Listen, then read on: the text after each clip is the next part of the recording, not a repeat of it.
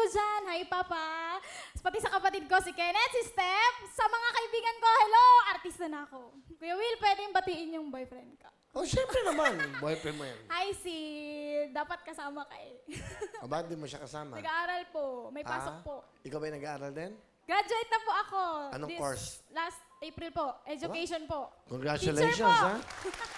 So, pag magkukuha ka ng board, after that, Opo, this September po, kaya po ako sumali dito para may pangtustos po ako sa review ko, tsaka po sa mga papeles ko. Yun po, pangarap talaga? ko pong magka-lisensya. sige, pakilala mo ang kasama mo, Queenie. Pinapakilala ko nga po pala sa buong mundo ang napakaganda kong nanay, kamukha ko daw siya, si Nanay Jocelyn! Yay! Magandang gabi, Well! Magandang gabi sa lahat. Kumusta po kayo? Magandang hapon po. Ano gusto sabihin sa anak niyong guro? Nak, salamat sa kabila ng lahat ng kahirapan natin. Nakaraos ka. Tinupad mo yung pangarap ko sa buhay ko kahit hindi ako nakatapak ng kolehiyo.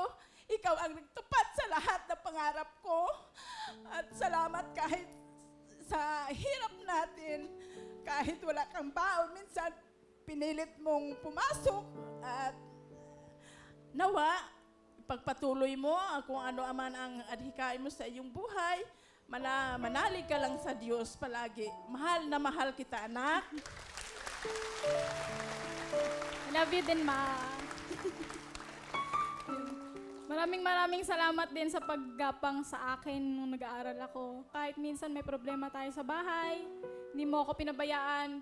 Kahit minsan pinatigil na ako sa pag-aaral, hindi ako sumuko. Kasi alam ko, may pangarap ako para sa inyo din yun. Tsaka para sa akin.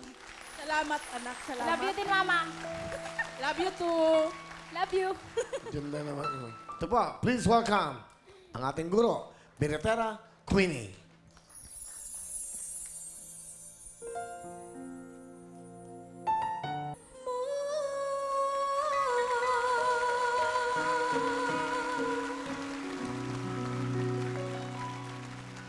Okay nga, Miss Queenie.